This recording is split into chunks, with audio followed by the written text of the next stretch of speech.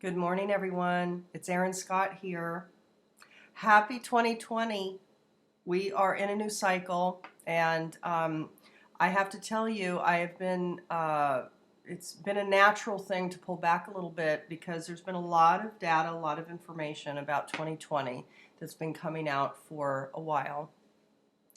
And there's a lot of inundation, and there's enough information out there. The reason why I'm doing a recording today is January 12th, 2020. It's Sunday. And you can see here that I have, the astrological chart, including some key asteroids that I wanted to talk to you about. Listen, there's a lot of information. There's a lot of information overload. So this is for those of you that simply want to hear another take, another perspective. There might be some additional pieces of information that come through here to you that might serve you, okay? One of the things I think that I want to say here is that this is a significant time that we're living in. This chapter of humanity is significant, and there's no need to be hyper dramatic about it, right? Because this is a part of natural process that's occurring. This is a natural cycle of growth and evolution of the consciousness field. And in that consciousness field is our solar system, is our earth, is our human collective psyche, and each of us as individuals. One thing that I will say before I get started on looking at the key themes and the narratives that are activated for transformation and shift as we open this 2020 cycle is that, this is really a generalized year where activating a higher level of maturity, of ownership, of self-responsibility, and indeed of discipline in certain ways. Certainly discipline and discernment when it comes to the use of your mind. So, with that being said, let's talk about the astrology. Let me take a sip here. I have my coffee. It's 9:33 right now, and I have some beautiful coffee here, so let's get started. Actually, before we start, let me just say this too. A lot of you have been in touch and you've already ordered and received your 2020 analysis. So looking at your particular blueprint and what is naturally activated for change and new iteration this year. For those of you that are interested in that, you can find the link below. You can find my website below in the description box. All right, everybody. Firstly, let me start too by saying I hope you're all well. There's a lot of activation currently in the consciousness field that is bringing about certainly issues and dynamics. On the collective stage, we have the fires that are out of control in Australia. We have the Iranian conflict that has now emerged to or brought forward to a new level of tension. We have the U.S. impeachment trial that is looking like it's going to move forward in this coming week. We have the royal kind of separation that has occurred in the royal family, which is fascinating. We have, of course, Brexit occurring. There's so much happening globally, right?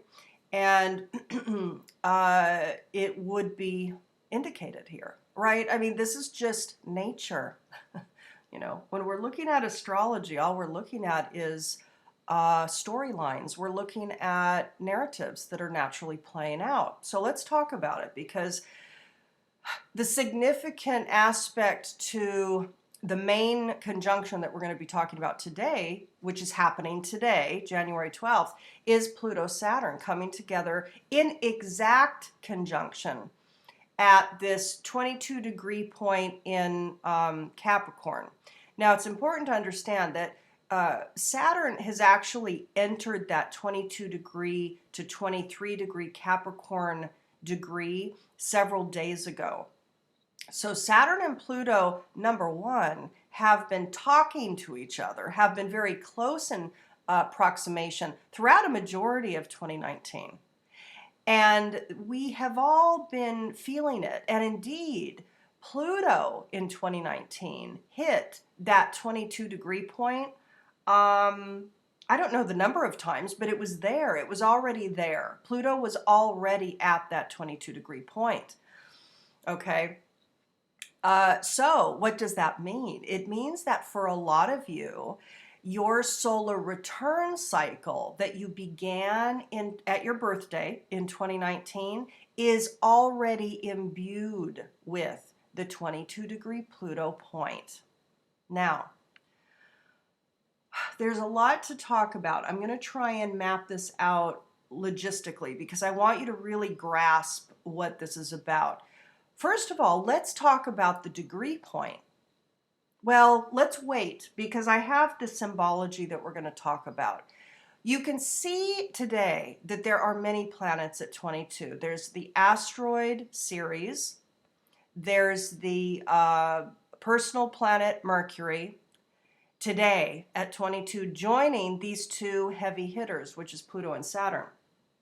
So Pluto's been at 22, it's back at 22. Saturn has joined it now. It's been at 22 for the last several days, but today, the 12th of January, is when it comes into exact conjunction down to the minute. So if we're looking here, you can see with this particular chart, Pluto is showing at 22 degrees 46 minutes.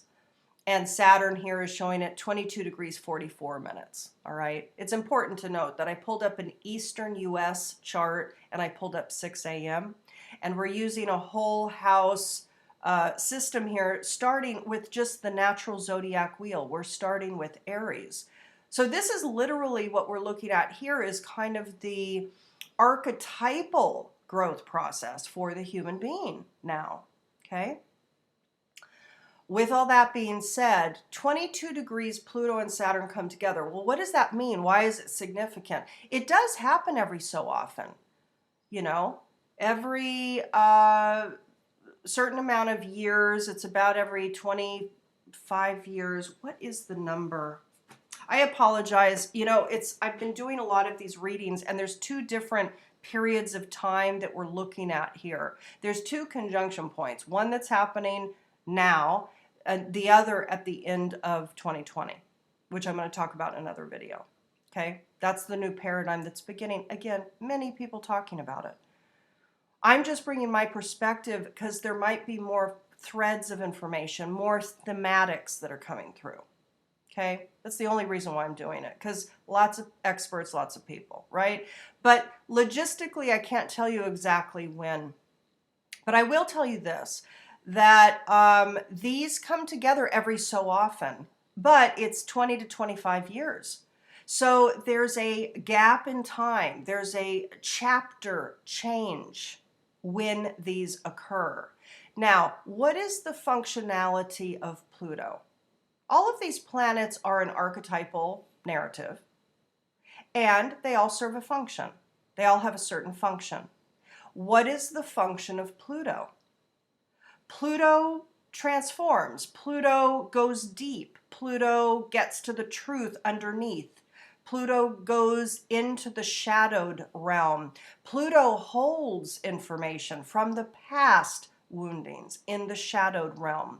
Pluto rules power, how we embody our power, how we get manipulated by power, how we get overpowered, how we manipulate in order to stay in our power.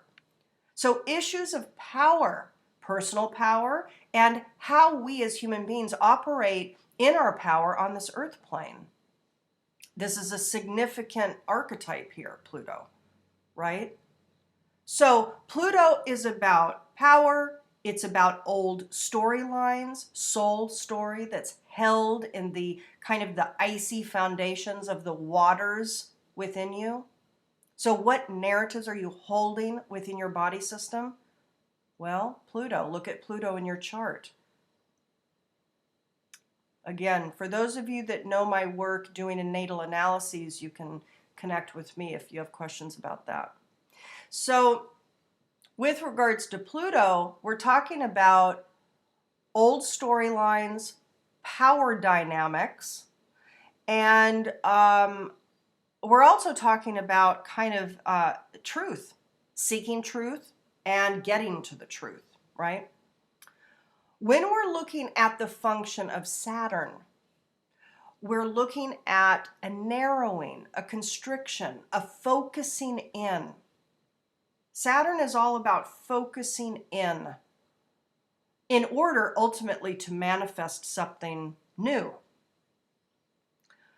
Saturn is about, ultimately, it's a storyline of maturity, self-discipline, self-accountability, and self-responsibility. That's the higher iteration function of Saturn.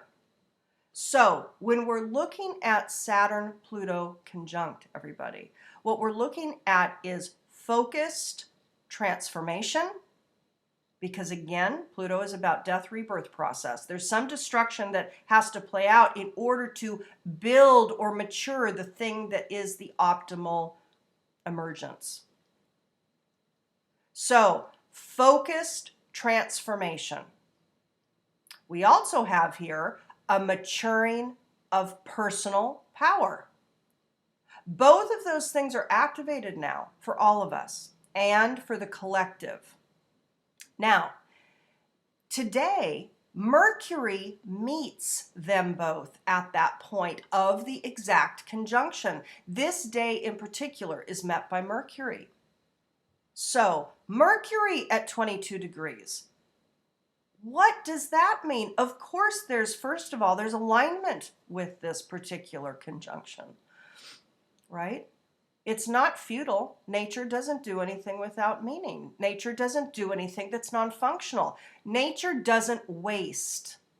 No action, reaction, emergence, entity, situation, context is wasteful. Everything that is, that emerges, that arises is functional. Okay? So what is the function of Mercury on Pluto and Saturn? Well, it's quite easy, is it not? This is about a maturity of the mind in relationship to our power with it. The power of the mind is a narrative here.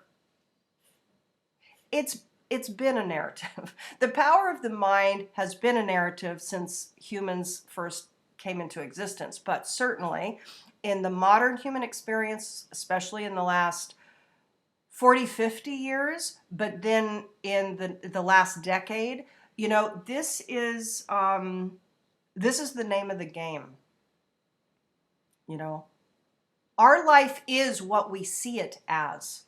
So this maturing Saturn of the mind, Mercury, and how we communicate, how we perceive, you know, our perception mechanism comes from our belief structure, which is tied to 9th house and Sagittarius and Jupiter. But this is our day-to-day operation of the mind, Mercury. It's how the mind functions. It's like how the synapses fire and how we organize information in the mind. The issue here, everybody, is that this conjunction is highly aligned. A maturing of the mind, a maturing about how we identify ourselves as a powerful tool, as a transformational tool, in order to bring forward information that's of value, etc. But it's not alone. We also have Ceres here at 22 degrees. Again, you cannot make this stuff up.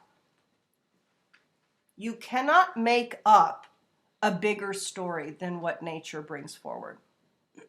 Okay? So Ceres, now listen, I'm going to be honest with you. I don't necessarily work with Ceres. Ceres is an asteroid. The asteroids that I work with is this Lilith 1181. I work with Pallas Athena, Black Moon Lilith, which is not an asteroid, but is another point of deep meaning for the readings that I do. Sedna is a minor planet, critical to analyses, which we're going to talk about today. Varuna is an asteroid that I use in my readings. Juno, I sometimes pull up. Lately, I've been pulling her up more and more. But Ceres, I tend not to access and use. However, she's calling to come forward. Just like at the beginning of 2019, Sedna called to come forward. Now Ceres is calling to come forward. And lo and behold, here she is, right at the stellium. It's right at the conjunction point. So what does Ceres mean? Well, the myth of Ceres, she's the goddess of like agriculture and harvest. I'm not an expert on Ceres. Let me just state that right off the bat. Definitely not an expert on Ceres, but what I know of Ceres and how I feel into this narrative is that this is about the goddess of harvest, the goddess of grain. This is about reaping what you sow. Okay, so this is my interpretation of Ceres. This is what I'm bringing to the table here. With regards to reaping what we sow, how perfect, how appropriate that this particular asteroid, feminine goddess, so a feminine energetic, coming into play with these highly masculinized energies. Yes? So we have reaping what we sow, harvest. What are we harvesting? Okay? With how we are bringing forward our power. How we are communicating our power, how we are using communications in a destructive way or in a matured way. Now, let's talk about how different people are going to respond differently to these energetics. Every one of you is at a different level of evolutionary process. Okay? Every one of you listening to this is at a different level of evolutionary process, period. Number one, you each have a unique blueprint. And your unique blueprint is your life story. It is your wound sets, it's your past, it's your present tendencies and patterns, it's your skill sets, and it's your evolutionary arc. It's what is prompting the process of consciousness growth of you. You, as you hold a bubble of storyline, are here to grow, expand, evolve. This is an evolutionary impulse. This is an evolutionary process. This particular storyline that we're looking at here, this blueprint of today's activation, and really what's prompting a large narrative of process for 2020, this is just a story. All of this is just a story. This is just storylines in consciousness, everybody. So how is the mind perceiving the story? Well, guess what? This particular stellium in Capricorn, along with the South Node conjunct Jupiter, which is over here, this is highly impactful for all of us. Number one, because Pluto and Saturn are coming together after, a generation. So it's a new chapter. Number two, it's happening in Capricorn, which is rare. These coming together in Capricorn is rare. It's infrequent. It doesn't happen. It happens every, many hundreds of years, thousands of years. It doesn't happen frequently. So the issue here is that when we're looking at this potent, focused transformation and maturation of power and how we use and think with the mind, this is in Capricorn. So what does that indicate? Well, the archetype of Capricorn is social systems, government structures, political leaders, corporate heads, banking systems. These are the people in power, the people that rule the planet currently. Okay?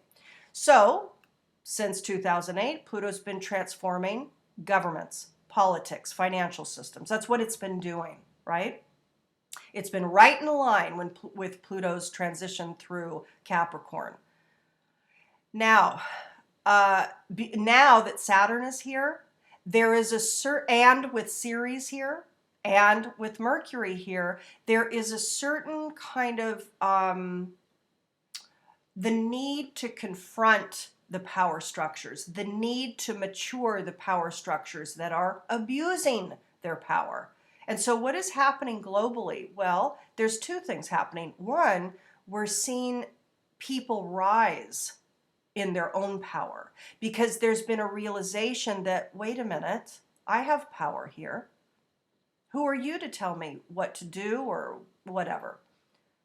Keep in mind, there are laws and rules in natural systems. Natural systems has boundary. So that's important to recognize because actually boundary maintains optimal freedom. That's the paradox. And it's the same with human systems.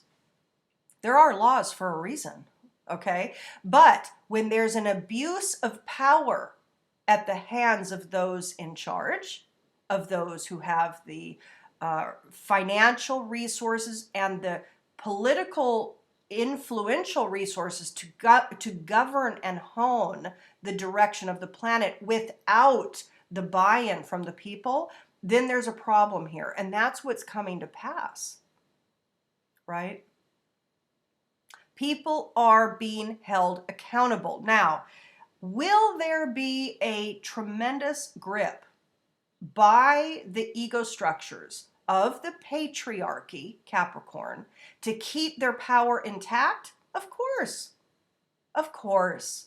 The power structures will grip and bind to keep their power intact. And that's thus why all of the white supremacist activations, the extreme religious orientations from certain organizations that are going extreme right. So there's a lot of extremity with belief systems, a lot of extremity when it comes to power abuses, a lot of transparency when it comes to power abuses, doubling down when it comes to power abuses. Why? Because number one, they have nowhere else to run, right? And they're going to grip to it. So they're going to just double down. It's like, well, if you're going to out me about what I've done, whether it's and I'm using Harvey Weinstein as issue number one. He's not necessarily doubling down. He did for many years. But what's happening now, everybody, is that he's in trial. As of, I think, last week, he's in trial. So at this point of this conjunction, we have the POTUS going through impeachment trials. We have Harvey Weinstein in trial, in court. We have further investigations happening on the more information coming forward and more kind of expanded information about the network of the pedophilia coming through the Jeffrey Epstein issue and situation. There is certain conflicts. Now there's a place of confrontation happening with regards to news, disinformation campaigns, with regards to natural cycles of processes that are happening with regards to global climate change, which has been impacted directly by human activity. It's shown by every single graph you look at over the last 150 years since the advent of the Industrial Revolution. It's logical. It's very logical. Are there other subversive government activities happening? Of course there are. But to deny one in favor of the other is imbalance. And this is about balanced mind in 2020, everybody. Pluto, Saturn, Mercury. You will reap what you sow when it comes to maturing and embodying your power as a mind, as a mental faculty to discern information, to actually be still and assess it before automatically sharing it, before jumping to a conclusion, before jumping to identifying something as black and white, before jumping into conspiracy theories so deeply in the mud, so deeply out of whack with what the reality is presenting, through multiple orientations, multiple themes, multiple threads. This is about a clear mind. This is what's needed here. When we're looking at this particular conjunction point about this activation, this transformation of where we seek our security, transformation of how we own our power when it comes to the structure of our own lives, because that's what's happening here. We also simultaneously have the South Node with Jupiter. Now, this is a big deal because this is part and parcel to the current activations. Jupiter is your belief system, and the South Node of the Moon is the past pattern that must be up-leveled. There's a new pattern of being that's called, which is this North Node in Cancer, 8 degrees, 25 minutes. This is the evolutionary arc for humanity and for each of us as an individual. To go from the rigid Saturnian, control-oriented and dominating belief systems of this is just how life is, this is how the political system works, this is the patriarchal mind that I'm going to cling to.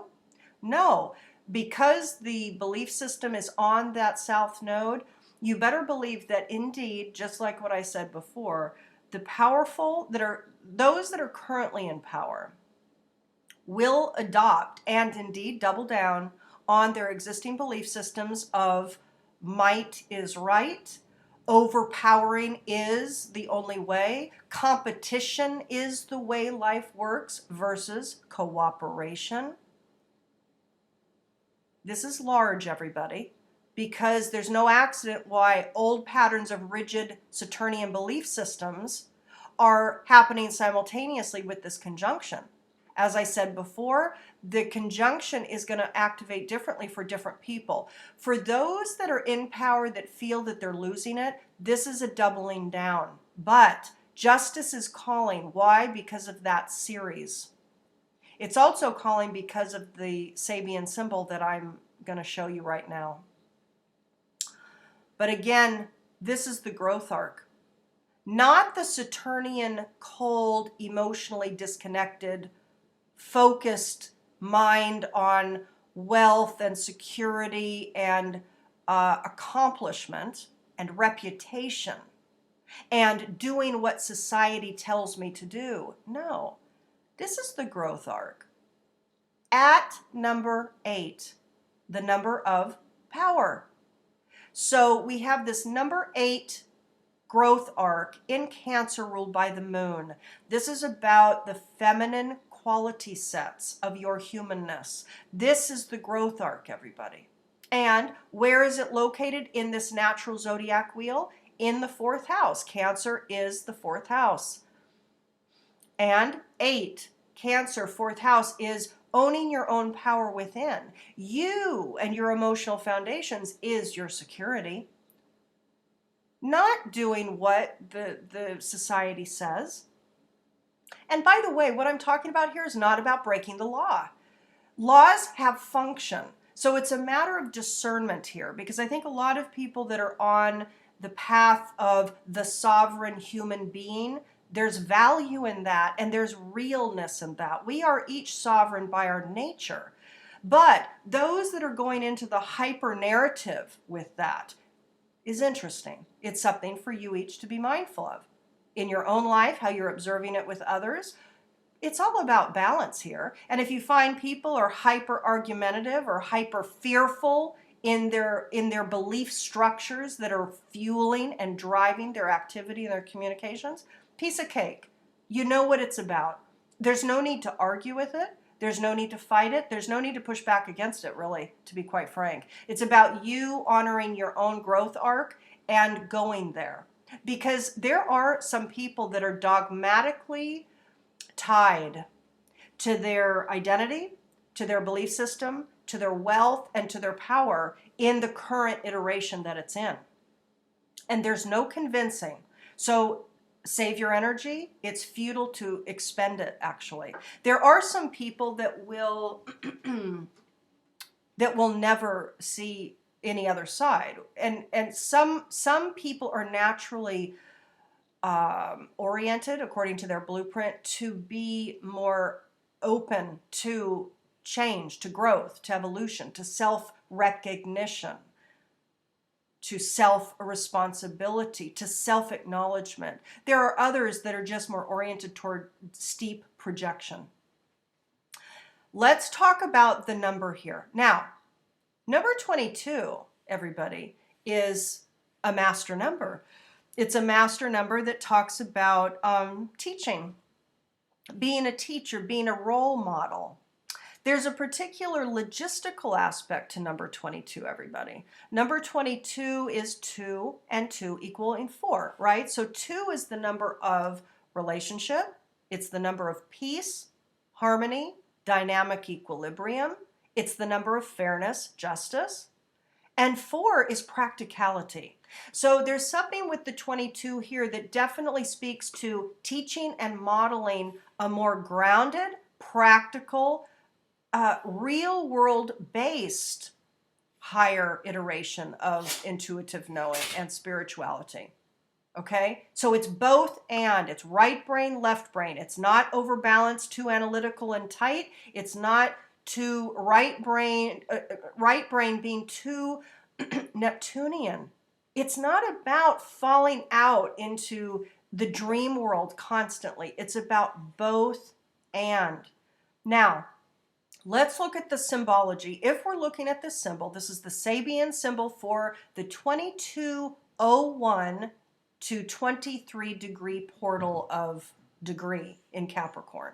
A soldier receiving 2 awards for bravery in combat. The keynote, the reward offered by society for the fulfillment of individual responsibility. Already, before we read anything else, already what we're seeing here is a reaping what you sow, right? You put the effort in, you fulfilled your responsibility, you've done your powerful iteration. You've stepped into your power and you've done your thing. And here we are with Ceres, this goddess of harvest, right on this point. What this indicates, again, before reading it, is that if we do our duty, whatever our duty is, it's going to be specific to your blueprint, okay? If we do our duty, there will be proper rewards. This is a fair process of the natural cycle now, okay? So those of you that that are self-accountable, self-responsible, and maturing your power and your mind, there is things that you will properly reap with that responsibility. And again, it's just compounded by this particular symbology. So I'm going to read it here. Now, this was written by Dane Rudhyar, the astrologer Dane Rudhyar. The fact that 2 awards are emphasized makes us believe that this may refer subtly to the recognition by the community that whether he succeeded or failed, an individual who discharged his duty nobly under unusual circumstances is entitled to the respect and appreciation of the collectivity he served so well. What is implied here is a constant give and take between society and the individual person. Each one should be able to trust each other. This third symbol of the 59th fivefold sequence extracts, as it were, a common element from the 2 preceding scenes. The key word here is recompense, i.e. a compensation for a well-done performance, a balancing of accounts. Now, I want you to, let me pull this over. I'll just keep this up so you can see it here, right? What I want to say is this, everybody. Sorry, my cat is coughing. So what I want to say is this, again, because it is so important. And I have to tell you, this is fueling the 2020 cycle. This is not just today. The reason why I'm recording this today, number one, is because I actually really appreciate doing the readings and the energy of the day. But this is going to be activated, certainly not just today. This is like activated throughout the majority of this year. Okay, so this is a 2020 analysis, essentially, of a core narrative. And again, what we're looking at here is responsibility. Those that will step into their responsible role will be met with proper energetic feedback loop by nature, by your life, by your conditions, by your psyche. It is your psyche that is creating your life experience, right?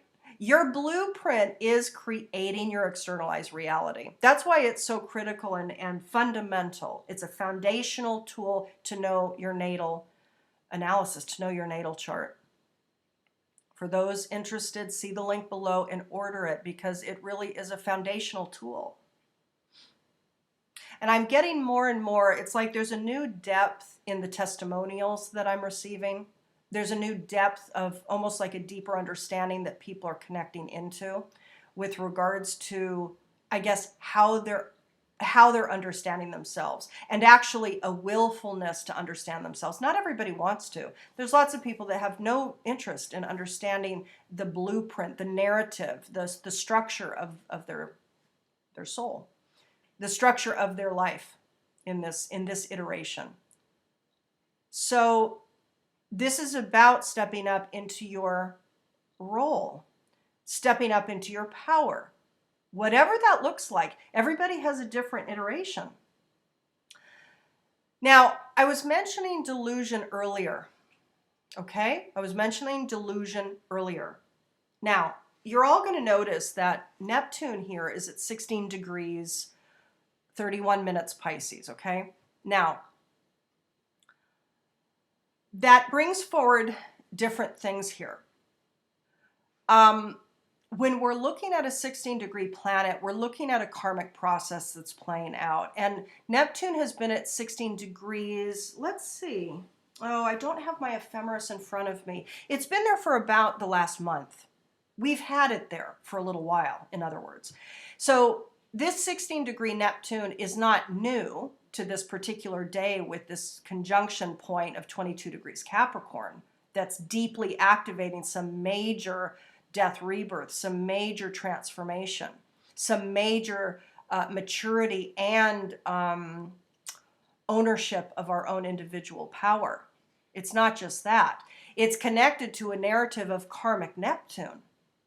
Well, Neptune rules Pisces. Neptune and Pisces in the 12th house all rule the consciousness field. They symbolize the consciousness field. They're the archetype of the field. And what is the field? It's non-material. This is the storylines that live at the base, at the substrate of everything manifest. Okay? So what we're looking at with the 16-degree Neptune is necessary unfoldings that have to do with spiritual process for the planet, for Earth, for Gaia, for us, for humans. And so what we're looking at intrinsically with the 16-degree Neptune is there will be humanitarian crises that will erupt and be exponentially increased at this time. So there's that, which we're seeing easily. There's no need to talk about it. It's happening globally. The other thing that we have, everybody, that I really want you to hear and pay attention to is that Neptune, because it does rule the consciousness field, it doesn't have any boundary. It doesn't have any identification. It doesn't have any particular form. It doesn't have any form. Because of that, Neptune also rules where we can get confused and deluded because there's no form. So it's what we create the form to be. It's what our consciousness says the form is that creates our reality.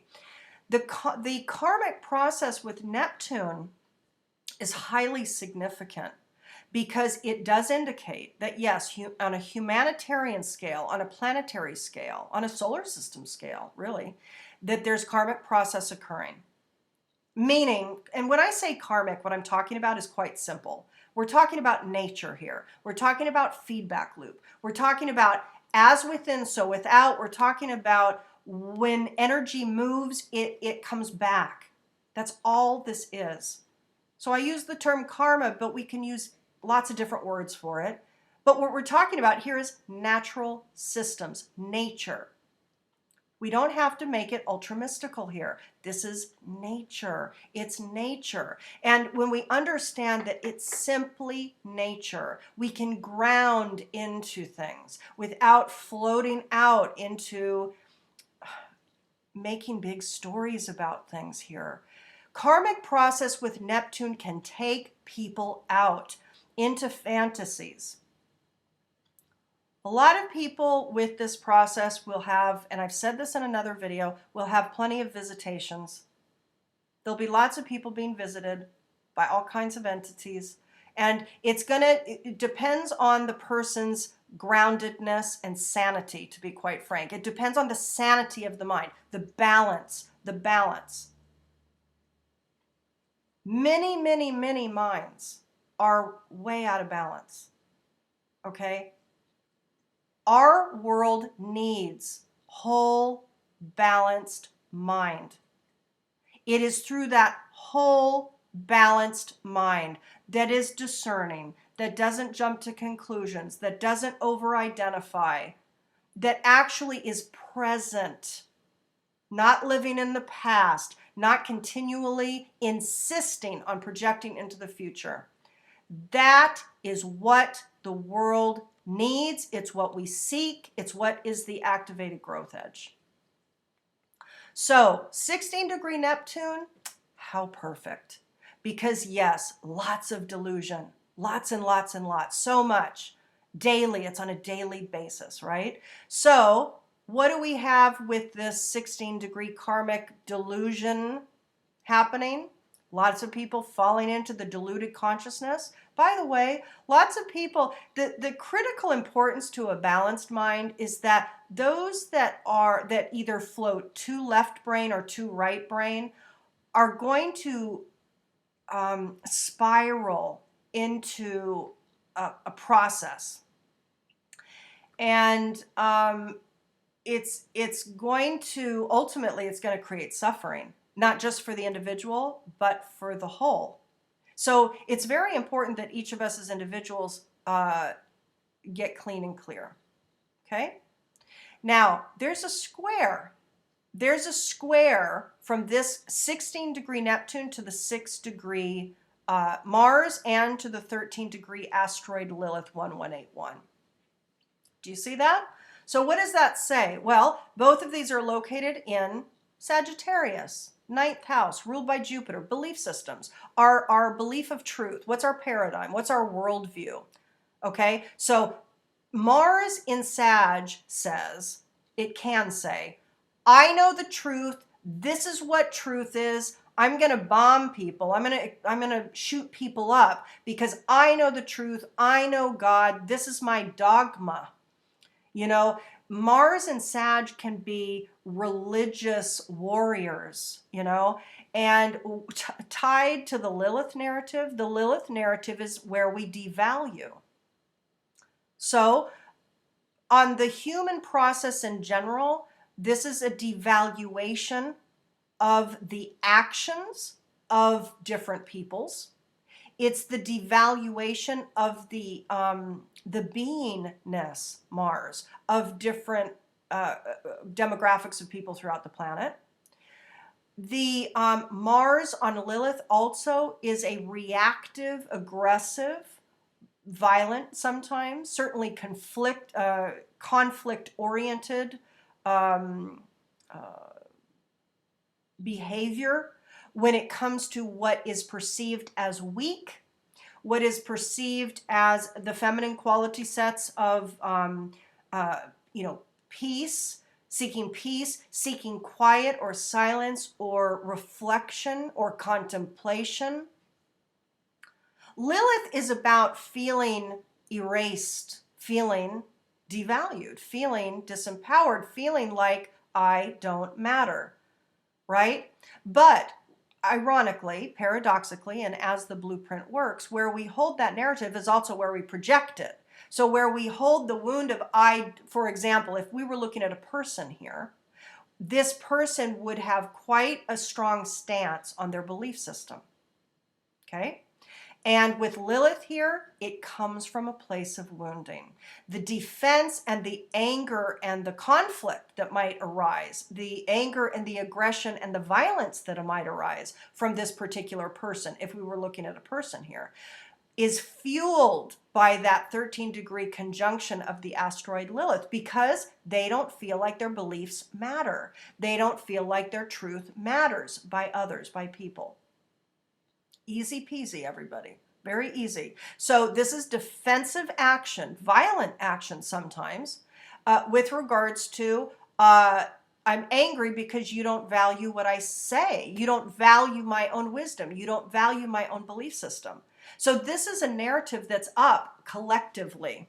So you as individuals, each of us as individuals, and the collective are all navigating what our truth is in a place of clarity, meaning there's a necessity to own our own belief systems of wound. There's a necessity to see our own mind. There's a necessity to see our own psyche. There's a necessity to see our own consciousness. There's a necessity to reflect, okay, and to contemplate, and to not identify. Unfortunately, a lot of people now are driven by such a fear. There's such a kind of foundational frequency of fear that most people imbibe and they buy into. That fear drives the wounding narratives within. And so when people are unaware of their blueprint and they're unaware of what the wounds are about and why they're there and what the growth arc for those wound sets are, they will react. And this can be very reactive. And the thing is, it's squaring Neptune, which is about delusion, okay? Very important. What can I say? It's just very important that people, each of us, wake up and become responsible for our own perspective. You have a very individual and distinct perspective that's based on your lens of reality, based on your blueprint. That is imbued to evolve and to mature in this life. But a lot of people stay stuck in the pattern and they don't want to learn about the deeper roots of why that is and how to grow it. Again, see my link below for a natal analysis. Now, we have to talk about, let's see, gosh. I want to talk about Sedna. Before we do that, though, let's talk a little bit here. Now, you have to understand, okay, very clear, that when we're looking at this Pluto-Saturn conjunction, we're looking at an Eastern U.S. chart in the morning, okay? Now, this morning chart happens to show the moon in Leo at 13 degrees. Now, at this chart, and indeed for several hours before and for several hours after. So in other words, for a good portion of today, this moon is quincunxing that delusion. And I call it delusion. Listen, the karmic activation of Neptune also calls each of us to step into our deeper intuitive knowing and to connect with the truth of the source field in a way that's true. So please understand that when I'm talking about the functions of Neptune that have to do with delusion, that's one function. The reason why I'm focusing on it in this particular reading, number one, is because of the intensity here, but also because of this that I just talked about and this quincunx to the moon, which I actually talked about with my members. So the quincunx is a difficult relationship. It's a conflict relationship. It's dissonant. There's a discord between the emotional being that wants to be respected and heard and seen and loved. It's entitled. The moon in Leo can be entitled and can be arrogant. Now, it can definitely show up, especially because of this quincunx relationship to a karmic process of spiritual connection. How we know God, how we understand life.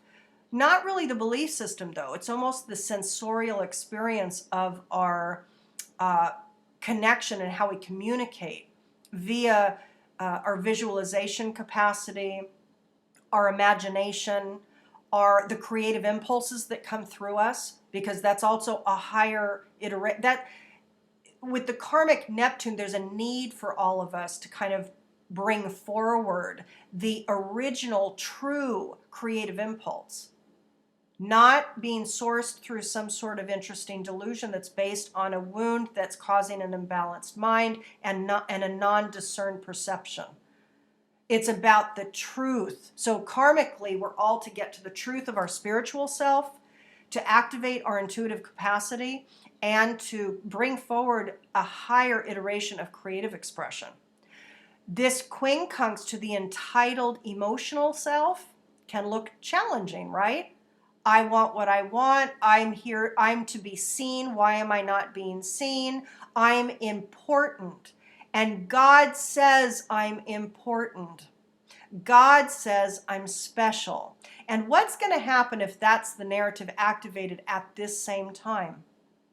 I'll let you think about that. Again, this is about a doubling down on, by some, to a Saturnian level of control. Okay? So some people here are going to retract into a dogmatic, rigid, Saturnian, controlling, domineering orientation. Other people are going to step into their power. They're going to mature the mind and what they are here to communicate. And no matter who you are, no matter which iteration you are, you will reap an appropriate reward for that. You will reap what you sow. Ceres is there. You will reap what you sow. There is a compensation for your performance. There's a balancing of accounts. So for those who have abused power, there's a balancing of accounts. For those who are now stepping up to their power, there will be a balancing of accounts. This is good. It's good. It's good. Okay? Let's talk about Sedna. And I think I might end it there, everybody, because it's already going a little bit long. It's almost an hour. So let's talk about Sedna. And let's talk about the narrative that's there as well. Let's pull that up. Sedna. Let's pull this up first, and then I'm going to explain to you what the myth of Sedna is. Because Sedna is a very potent, very important narrative that we are each to honor and understand within our blueprints, your individual blueprint, understand your Sedna, and how we're holding it collectively, okay? Now, let's go to the North Node here too, shall we? 8 to 9 degrees. Here we go. We're right here. Now, let's talk about this. This is the growth arc activated for this time of the change, right? So what do we have here, everybody? We have, number one, a sourcing of our inner power, 8 Cancer, 4th house. So sourcing of your inner power. That's the predominant narrative. What do we have in addition to that? What's a sub-narrative? A small naked girl bends over a pond trying to catch a fish. The first naive quest for knowledge and forever elusive understanding of life. The small naked girl symbolizes the innocent and spontaneous mind, as yet unclothed in cultural patterns and unrestrained by trying to satisfy its curiosity about what seems mysterious and fleeting.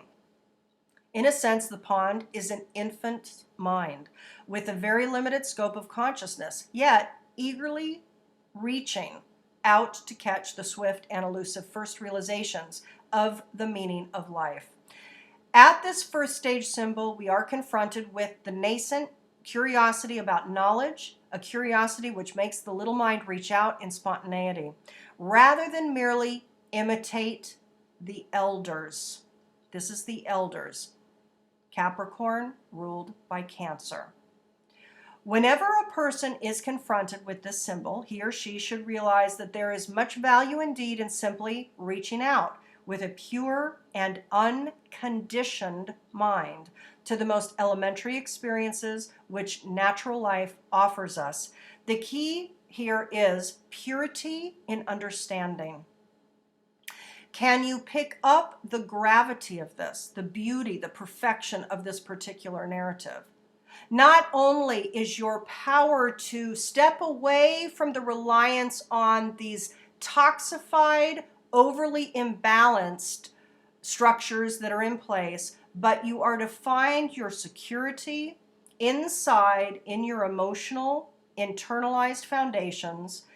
That's where your power resides. And in addition, like perfection with this Mercury on this point of conjunction, as we have this highlighted evolutionary arc, we also have this kind of innocent, young child mind. Again, exactly what I was saying before about not jumping to conclusions, not reacting with the mind, being observant of the mind, questioning the mind. Isn't that interesting? What's coming up here as judgment? What is that about? What is the judgment about? A little teaser, a little tip. It's showing you yourself, okay? It's showing you your own woundings, everybody.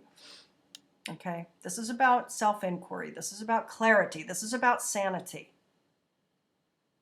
Purity and understanding. The mind is to get to a place of open, innocent, unconditioned, self-referential. It's not about imitating the elders. It's about operating naturally. Okay? Purity and understanding. This is the growth arc. Now, let's go to Sedna. We're looking for 27 degrees. Exactly. Because, see, this is the thing, and this is something that I mentioned to my, my members. When we're looking at any degree in a chart, we're looking at the numerological narrative. We're looking at the combination of the numbers. You know, we're looking at all kinds of things. If it's the first decan, second, third, etc. But what we have with Sedna here is 2-7. 2-7 is emphasized by the mere fact that it's not 2702. It's 2700. It's exact, in other words. So what does that do? Well, that emphasizes the 27. Okay? 27, 2 and 7. 2 is peace, harmony, relationship, interrelationship, the dynamic between things. It's cooperation. It's fairness, it's balance, it's justice. 7 is the great mysteries. Together it's 9. So there's something here about humanitarian effort, spiritual lessons, the need for the hermit, the need to go into the wisdom within.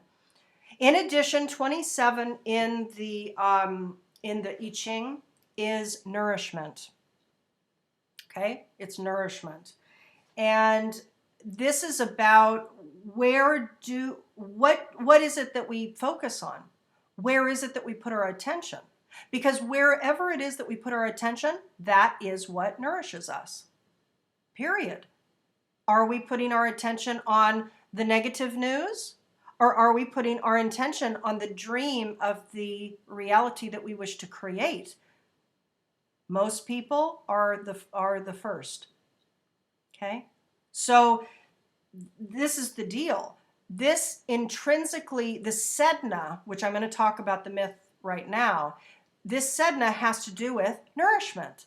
So where are you seeking your nourishment? What is it that you are nourishing energetically? Where is your focus, intention, and attention going?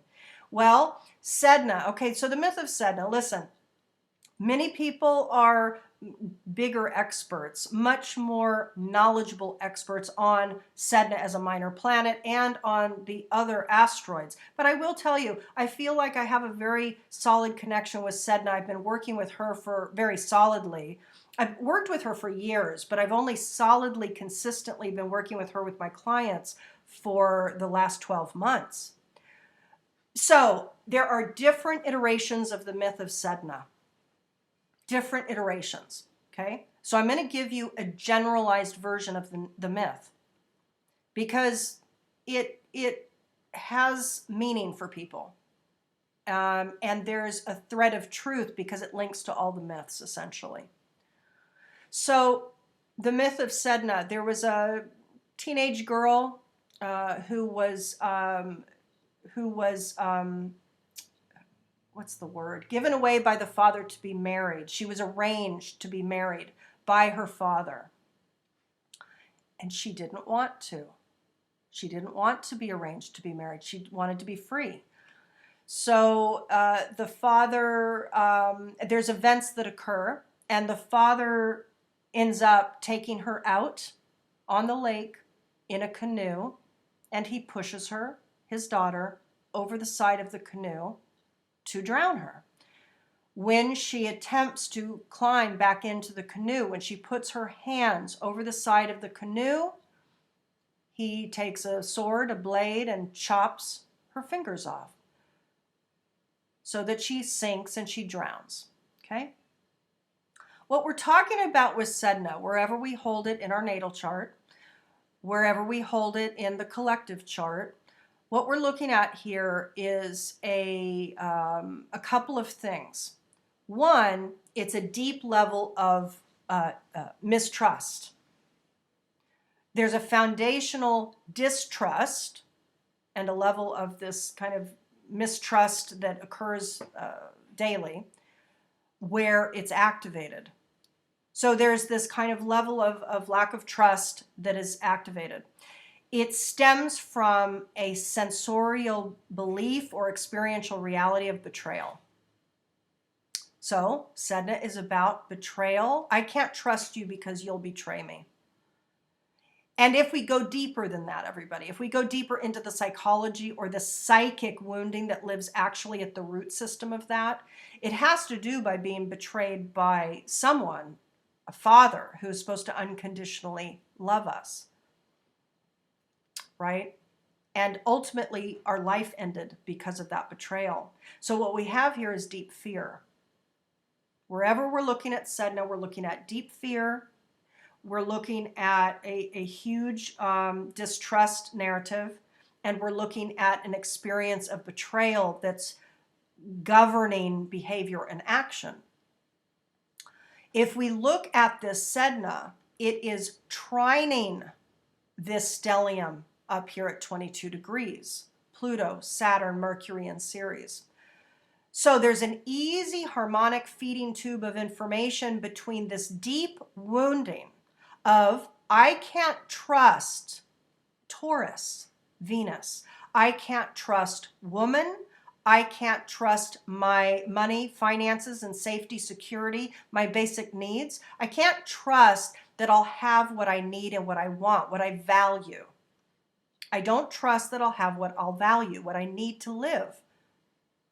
And in addition to that, there is an underlying thing of Venusian or the feminine that's activated here too. So I can't trust the feminine way of seeing life, of operating in my power, etc. This is exacerbated by the fact that there's a quincunx to the 27 degrees Pallas Athena up here in the belief system here. Pallas Athena is the wise woman. This is the goddess Athena, the goddess of wisdom, the goddess of war, the empowered feminine, also at 27. So we have an exact quincunx between these two. So this is, I can't trust that I'll be valued, because what we talk about here with the archetype of Taurus is, and the second house, and Venus, which rules it, is about how you value the self, how you are valued, what it is that you value, right? So what's your values? And how do you love and value the self, second house? So I don't trust that I'll be valued. I don't trust that my value won't be betrayed. So there's a fear there that I won't have what I need. And it's quincunxing, it's in this dissonant relationship to a powerful teacher or women that are on the public stage, on broadcast media, in the public eye in some way. The belief about the empowered woman, well, there's a wound here and there's a lot of anger here. So a lot of people in general are maybe not trusting certain things about woman. There's a vilification of woman with Lilith. There's, I don't trust you and I'll erase you. There's a devaluing here of woman. Here, there's the empowered woman, quincunxing Sedna, ruled by Venus. So in other words, there's a narrative playing out naturally. This is just the process now, everybody. No need to, this is just nature. This is just what's happening now. And it needs to happen. There's a function in it. Why? Because there's something we are to see about ourselves. Here, Sedna trining, excuse me, let me take a sip here. Excuse me. This is a thing, and listen, this is the thing. Here I am trying to speak, and I start to get a frog in the throat, right? Here we are talking about the speaking of the woman, right? So the woman speaking up, listen, the Me Too movement has already received the backward swing of the pendulum, because there will be a backlash. Anytime there's some sort of a movement, there's a backlash. And this talks about the backlash. Here, look at where the part of fortune is, also at 8. Powerful communications here, opposing Mars. For a lot of people, there's empowered communications coming forward in order to bring value to those that don't feel powerful. That's another iteration of this, by the way, everybody. So there's different ways, it's like any birth chart, it's like any chart. There's multiple ways by which these planets and asteroids and relationships and house placements function. Perfectly, beautifully, interrelatedly, but it's complex. So there's this charged beauty. For a lot of people, there's going to be more forceful communications coming forward. They're going to be more based in their power. Number 8, part of fortune, flow. But there are these little issues here. There's these issues with, I can't trust I'm going to be okay. And I can't trust what she says because either she doesn't know because I'm devaluing it because it's all about might equals right in my belief system or whatever. But the fact is that this Sedna is trining this point. So those in power that are doubling down, you better believe they're going to use people's fear of not having what they need to get their point across and to keep their power intact. Easy peasy. Nothing to be feared, really, because as long as you have your grounding, your balance, balanced mind, balanced emotions, a clear understanding of your blueprint, what are the wound sets, what are your mastery arcs, why are you here, what's your natural alignment, right? That's the beginning of the process. What's my natural alignment? In other words, it's not about needing to be anything other than what exactly you are at your truth. Not the wounded, skewed self, but the truthfulness of who you are inside your blueprint. When the blueprint is loved and accepted, when the wounds are reholed, that's when flow occurs. That's when joy and bliss can be more of the regular, if not consistent, constant experience for you.